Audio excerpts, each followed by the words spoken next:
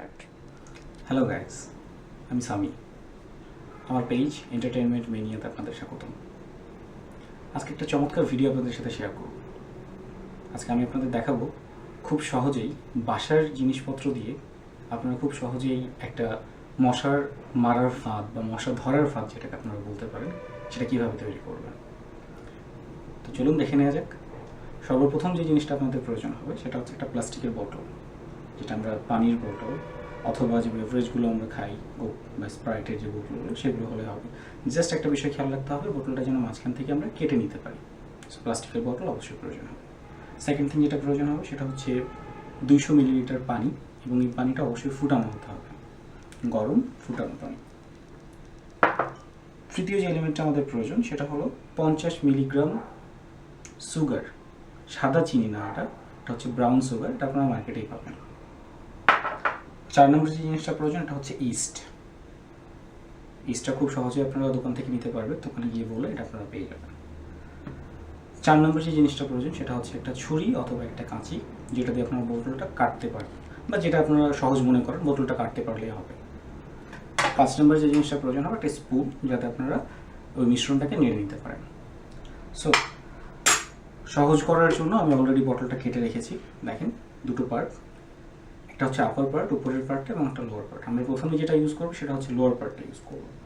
Lower পার্টে আমরা যেটা করবো, প্রথমে আমরা পানিটা এর মধ্যে ঢেলে নেব। পানিটা কিন্তু অবশ্যই ফুটানো হতে হবে এবং গরম থাকতে হবে, খুব বেশি গরমের প্রয়োজন নেই। এবং এরপর আমরা চিনিটা এর মধ্যে মিক্স করে দিব। মিক্স করলে যেটা হবে, এবং চিনি এবং এই পানির একটা মিশ্রণ তৈরি হবে, যে মিশ্রণটা অনেক স্টিকি হবে, আঠালো হবে, যেখানে মশাগুলো গিয়ে আটকে যাবে। সো আপনাদের সুবিধার জন্য আমি যেটা করেছি, অলরেডি একটা মিক্সচার তৈরি করে রেখেছি। এখানে আমার মিক্সচারটা আছে। সো আমি যেটা করবো, এই মিক্সচারটাকে এখন ইউজ করবো। দেখুন, আমি যখন মিক্সচারটা এর মধ্যে দিলাম, এখানে একটা বিষয় আপনারা খেয়াল করছেন, দেখুন মিক্সচারটা কিন্তু ব্রাউনিশ হয়ে গিয়েছে, একটু ঘোলাটে। তার মানে হচ্ছে চিনিটা এর মধ্যে মিশে গিয়েছে এবং এটা অনেক স্টিকি। আপনি দেখলে বুঝতে পারবেন এটা অনেক স্টিকি। এরপর আমরা যেটা করব, এর মধ্যে আমরা ইস্ট দেব। ইস্টটা দেওয়ার সময় খেয়াল রাখবেন, আরেকটা বিষয় একটু বলে নিই, সেটা হচ্ছে পানিটা কিন্তু অবশ্যই গরম থেকে ঠান্ডা হয়ে যেতে হবে। এটা কিন্তু অলরেডি ঠান্ডা করে না, যখন ঠান্ডা হয়ে যাবে এটা কিন্তু আঠালো হয়ে যাবে। ঠান্ডা না করলে আঠালোটা ঠিক মতো হবে না। যখন পানিটা ঠান্ডা হয়ে যাবে বা মিশ্রণটা ঠান্ডা হয়ে যাবে, আমরা যেটা করব, ইস্ট যোগ করে দেবো এর মধ্যে। ইস্টটা একটা ছোটো স্পুন, চামচের 1 চামচ আপনারা দিতে পারেন। এবং একটা বিষয় খেয়াল রাখবেন, ইস্টটা কিন্তু নাড়বেন না, জাস্ট দিয়ে দেবেন। আমি অলরেডি এটার মধ্যে দিয়ে রেখেছি।